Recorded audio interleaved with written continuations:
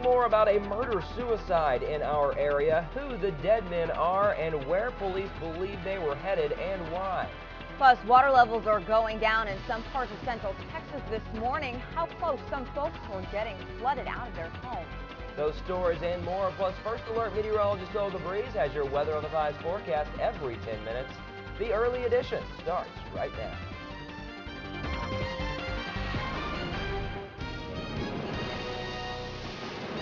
Breaking news, breaking stories, tracking storms.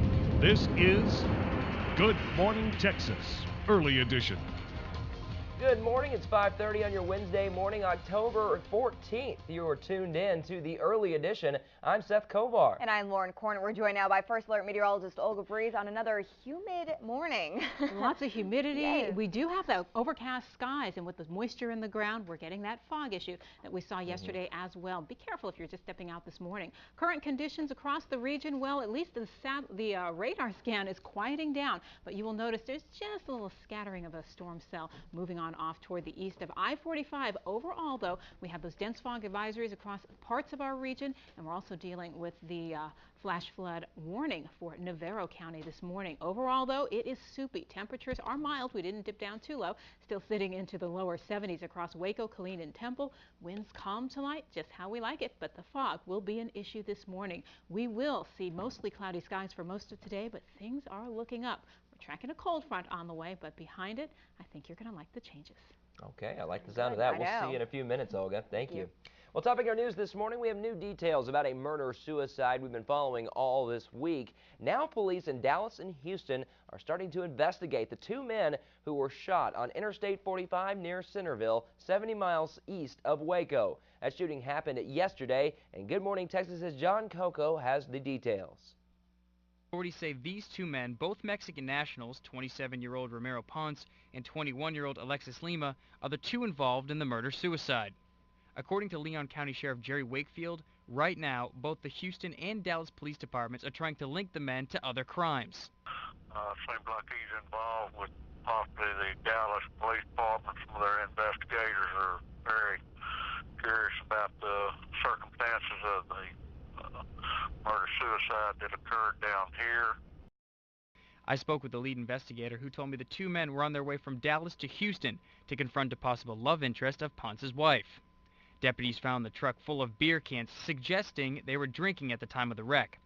Witnesses saw the vehicle swerving right before it crashed into the guardrail on I-45 around 11. The wreck sparked an argument between the two men. The sheriff's office told me Ponce pulled out a shotgun and fired a warning shot before firing a second shot into Lima's chest. He then shot himself. Sheriff Wakefield says their investigation into the shooting will continue. And Sheriff Wakefield could not elaborate on what other crimes Ponce and Lima were possibly connected to. That, of course, John Coco reporting there. We will bring you more details as soon as they become available to us. The same storm that pushed through the Brazos Valley this week is causing some big problems with flooding in North Texas. Firefighters in Terrell, just outside of Dallas, battled through several water rescues yesterday morning as another round of storms made their way through the area. Creeks were overflowing and some vehicles stalled in the high water. Flash flood warnings were issued for several counties near the area. And water levels are returning to normal throughout Hill County after flash flooding forced some people to evacuate yesterday. Residents at the Creekside Apartments say the water level at a nearby creek started to rise pretty quickly. They say at one point water was covering the entire parking lot and approaching the steps. The police officers came up and started knocking on all the doors, trying to make sure they could get us out of here in time, evacuating us because the road was flooded and the creek was running over. So they just came and knocked on the doors and asked us to leave.